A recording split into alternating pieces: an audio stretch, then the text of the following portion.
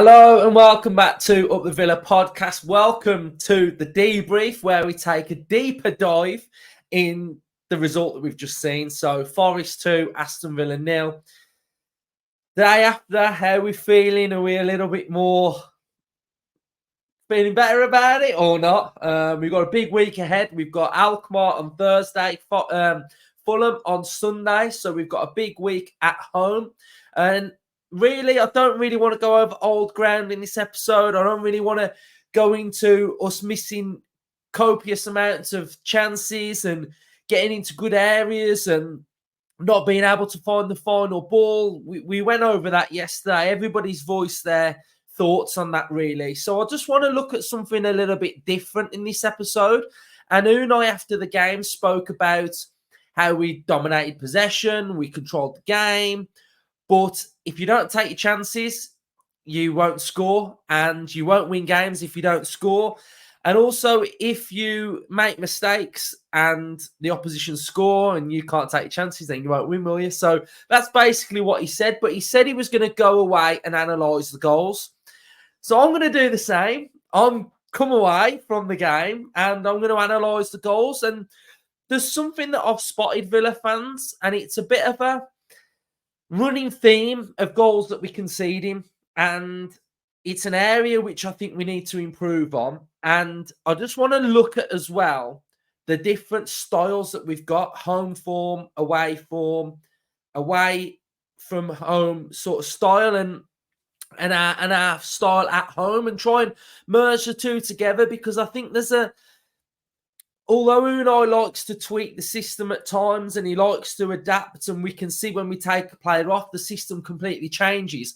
I just really want to run through it and get your thoughts on how you're sort of feeling and the vibe away from home, because the home form's fantastic. No one can really get near us at home.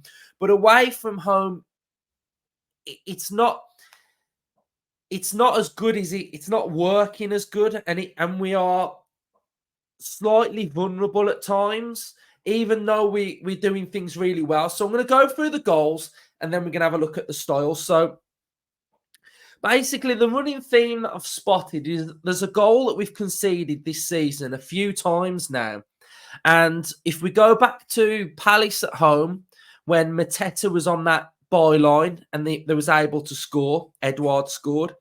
We go back to Wolves away when Neto scored. He ran down the wing and I think he set up Chang. So the running theme there. And this goal's pretty similar to both of those. And I think it highlights a bit of a weakness. And I'm spotting it away from home as well. So you can see Matty Cash with Elanga there. So Cash is with Elanga. And this all goes down to what I was talking about yesterday with Kamara's positioning. So you can see you've got the back three. So Kamara's position is to screen the back three. We are a back four, but it's to screen this area here. So in this area, you'll see in that game against Forest, he was picking up the ball. He was actively becoming a right back, which allows Luca Dean, Pau, and Konsa to be a back three. Villa push up with Cash. If we lose the ball, like we have done here, we've got a little bit of a problem, because where conventional back four may have their right back in this area here, we don't have that, because Cash has bombed on as our right back. Kamara's job is to sit in this area where I've circled. But really here, we're doing neither. We're sort of in a halfway house, aren't we? We are heavily exposed now down the right-hand side, and it's allowing Forest on transition to break on us, which is a problem. Now, where I think we would be better suited is if away from home, especially, if Concert moves across, Pau moves across, and that becomes Carlos, and then Pau becomes this player here. And I think by having that defensive structure and then allowing Kamara to be in his rightful position in a double pivot, and then allowing a Luis to be here, And then in this area, you've got John McGinn, and then you'd have Zaniolo, and then you've got your box midfield. Things would look a little bit more structured for me. So that's my first point. You can see defending for this goal again. We are really stretched. Cash is trying to get back. Kamara's trying to get back.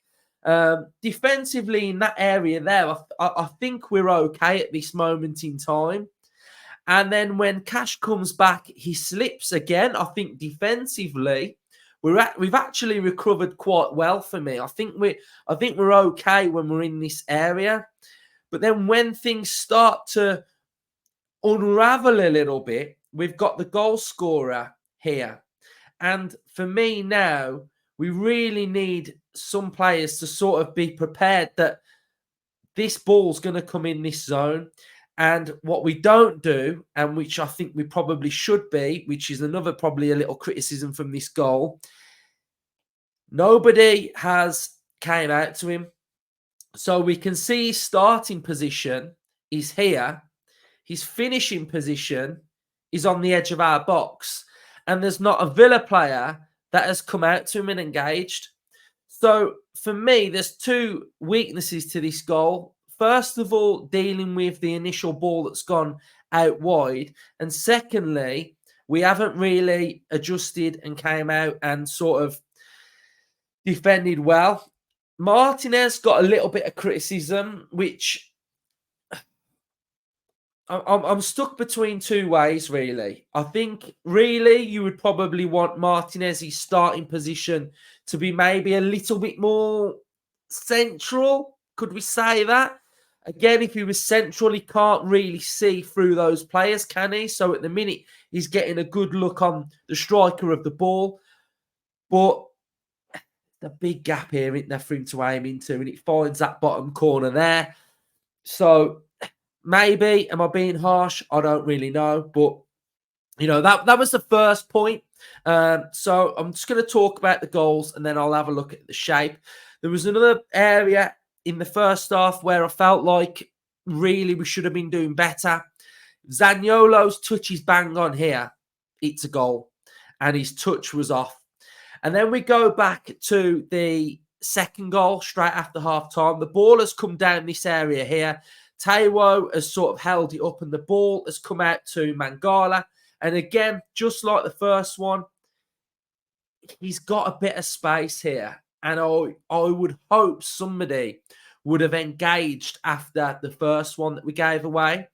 We didn't engage. Martinez went with his left hand, which you can see he went with this one as opposed to this one. And the ball bounces in the air, bounces down, hits the floor and goes in. And, you know, it's not a great one, is it? And then another big talking point, I think, in the second half is the Watkins header. That's the score, in my opinion. He's got to get this on target. And I think he could go near post. I think he could possibly go far post with it. He could probably hit it into the ground. And, you know, you've got an area there. You've got a gap there. He's got to score. Got to score for me. So those are the goals. Those are the talking points for me. Those are areas where I think we can massively improve on. I really don't want to see us conceding that type of goal again, especially the first one, you know, out wide and being caught and, you know, that area of vulnerability. I think I've seen enough of that goal now, basically, is what I'm trying to say.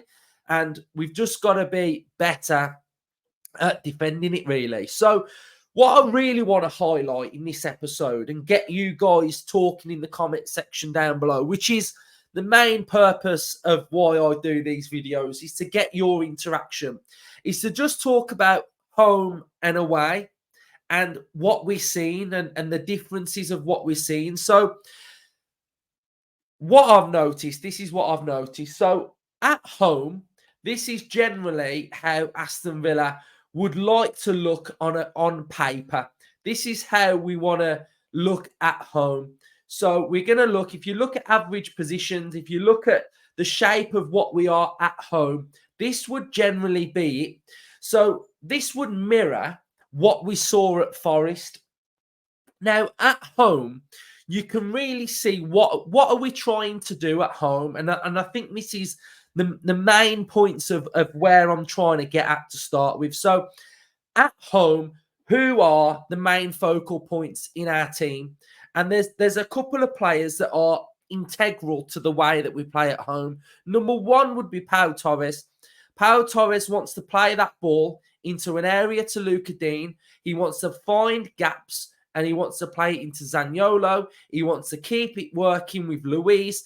And then we know that everything then will come off Douglas Luiz. Douglas Luiz is the linchpin at home to everything that we sort of go through at home. Those are his big performances. Those are his standout performances. And that's how technically we want to get on the ball. Now, what we do see is that we do see a little bit of a shift at times, and we will see Cash go forward. And we've now this season started to see Luca Dean go forward at the same time. Last season, what we were seeing, it was one or the other.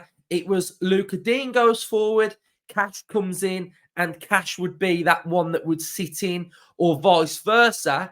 If it was Cash that went forward, it would be Luca Dean that sits in. But at home this season, we've started to see we're pushing the boundaries with the shape. So it's both of them that go forward. Both of them offer that threat.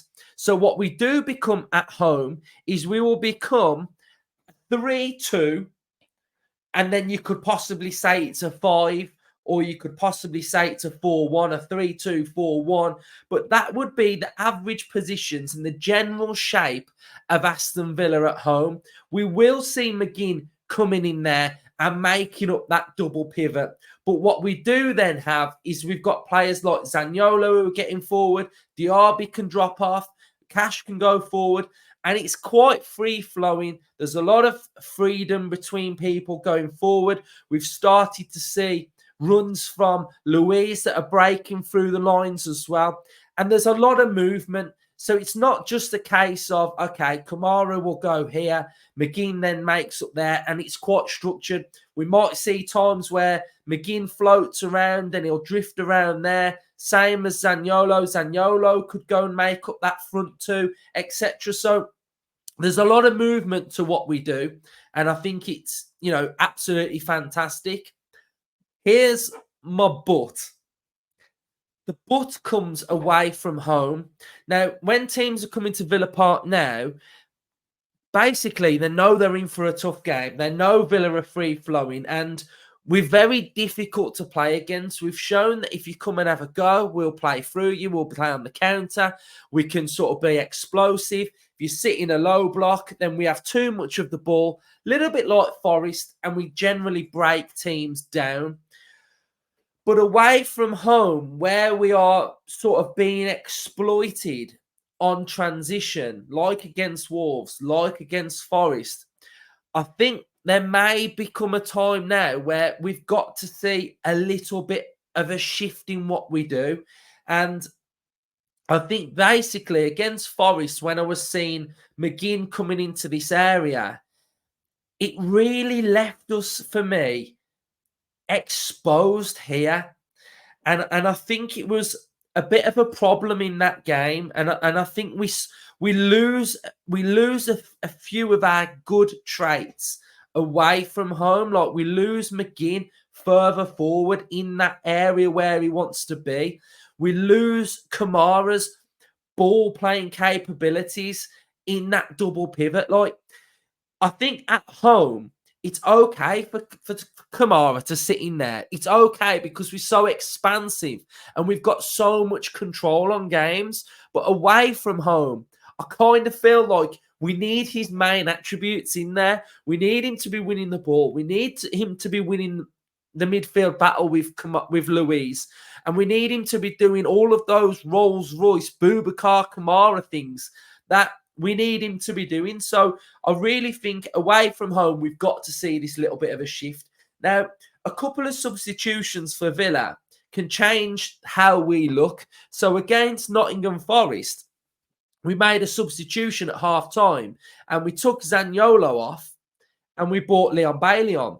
Now, Leon Bailey doesn't go into that area where Zaniolo was. What we saw happen, and it's the flick of a system change and a flick of personnel change, is that, remember, Zaniolo was playing here, right?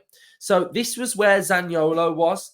Now, watch how one substitution from Unai Emery can completely change the system in a substitution. Zaniolo goes off, Bailey comes on, McGinn goes back on the left, Bailey goes out wide, Kamara goes back into the double pivot, and Cash makes up that back three. So Cash's license now has been curtailed somewhat. But when I spoke last week in the predicted lineup on what I wanted to see from us away from home, and I spoke about it looking more like this, instantly for me, whether it's Cash or whether it's Bailey, that gives you a better structure away from home. And I think that for me is crucial. We know Emery wants structure, we know he wants control, but already with three centre halves there, you've actively got more presence, you've actively got more dominance, you've got more pace, you've got more strength against the players that are target men. We've got pace out here, but what we've also got is defensive capabilities where the shape can shift a little bit, and it can look a little bit more like that as well. So I think it's more free flowing. I think it's more structured. I think it gives us more a defensive mindset, but also more control. And it's just a case of swapping one player and just alternating and tweaking somewhat.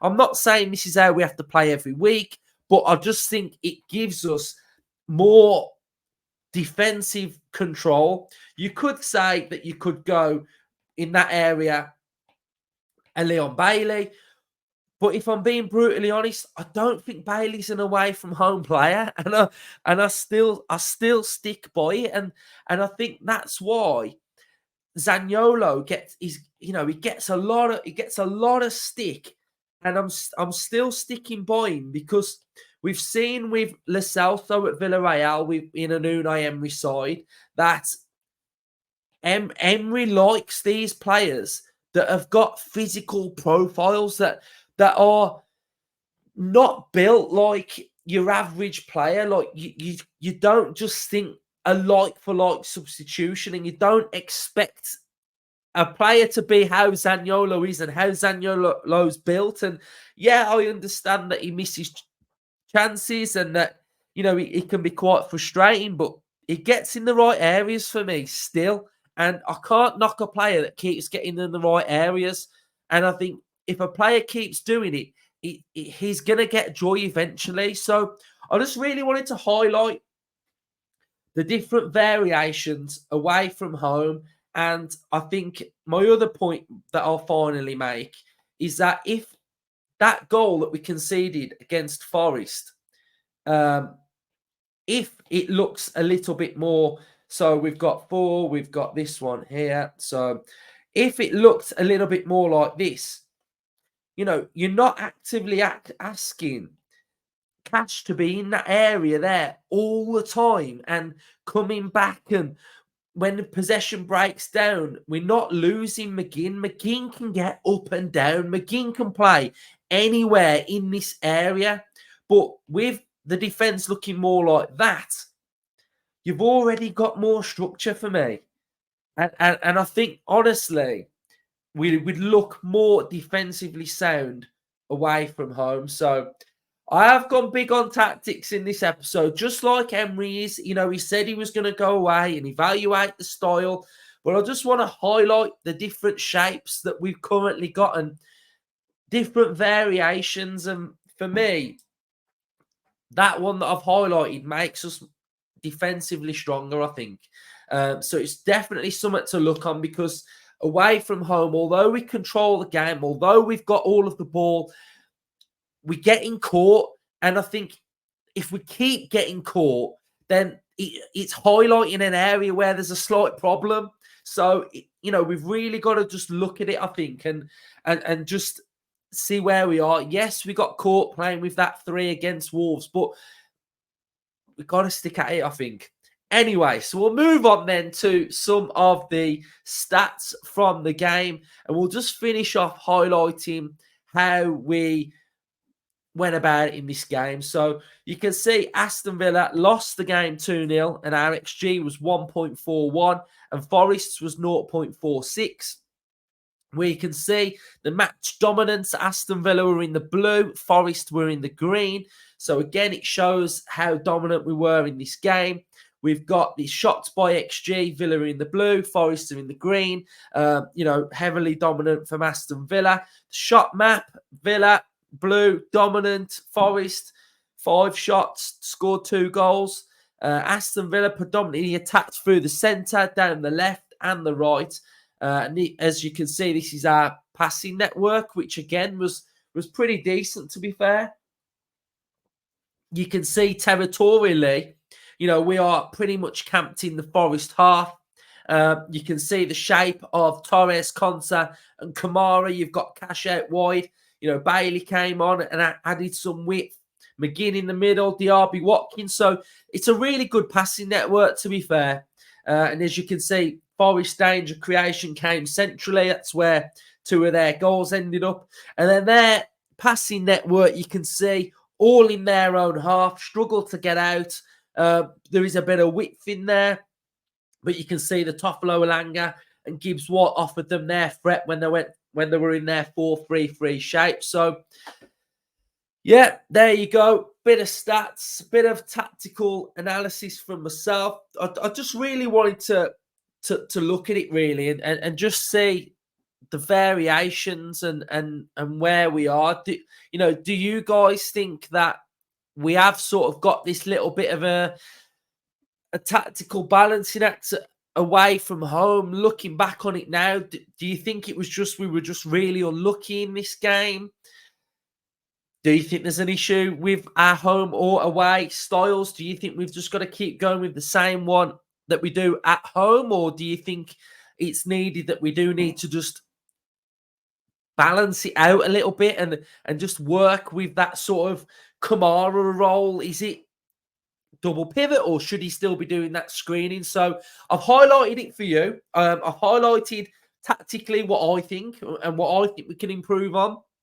And just get your thoughts. But like I've said continuously all season, we are still a work in progress. So we should still be having these conversations. We should still be thinking of ways to improve. It's not negatives, just highlighting areas where we've got flaws, because it's areas that we need to improve on. And for us to grow as a team and get better, sometimes you have to look at these areas and look at ways to improve. If we just look at everything and think home form's fantastic, blah, blah, blah, then where's the room to improve? Our manager constantly wants to improve. And I think us as a fan base should be knowledgeable. I think we shouldn't just be, we were shit today. We were shit, crap, back, same old Villa, blah, blah, blah. If you're looking at it like that, then it's just ridiculous. It's absolutely pointless. But if you're looking in it in a way that I have today and look at it on and an understanding of how we play to start with, you've got to understand how we play and what we're trying to do. And then you can understand how Emery's mind works a little bit as well. Like, I'm not sat here thinking I'm Unai Emery. I'm not sat here at all thinking, I'm Emery at all, but I feel like I have a good understanding on the way that we play and what we're trying to do. And I think if you have that, then you can see that sometimes a tweak in a system might be needed, because I put out on Twitter that I would have gone with the team that me and Ryan went with last week. And I was getting people coming at me on Twitter saying, what are you on about? You don't know what you're on about. You can't play that. Why would you change the system? But you can't play the same way every single week. And that's not how Emery does things. And I think when you can look at a team and think, okay, you want an expressive attacking Leon Bailey, you then want Diaby, you then want Watkins, you then want all these attacking players in the team, sometimes it's at the counteract of something else. And if you're having all these attacking players in a lineup, then you're losing something. And I think it's that defensive structure and that defensive nous that you can kind of miss out on a little bit as well. So that's just where I'm at. Those are my thoughts. Those are my honest thoughts on that performance. And if you agree, you agree. If you disagree, then you disagree. But now's your opportunity to come on and have your say on what you think, etc. So we have got our Europe match preview will be out tomorrow. We will then have a predicted lineup. And then it's one of them busy weeks where the match preview for Fulham will probably be an all-in-one. So you'll have a match preview, predicted lineup. You'll have the predictions all in one. We'll have an opposition preview. Hopefully that will be out on Saturday. Press conference reaction, and then we will have all of our fan cams after the game against Fulham as well. So big week for Europe as well. Because if we can get that win, we are getting there to getting out of the group. So hopefully you've enjoyed the episode. I've tried to bring you something a little bit different rather than just talking about the same stuff that we could have talked about yesterday. And I've tried to bring a tactical element to it. So hopefully you've enjoyed it. Up the Villa. Subscribe. If you've enjoyed it and you've learned something, then subscribe. Drop a like. Drop your comments. Up the Villa.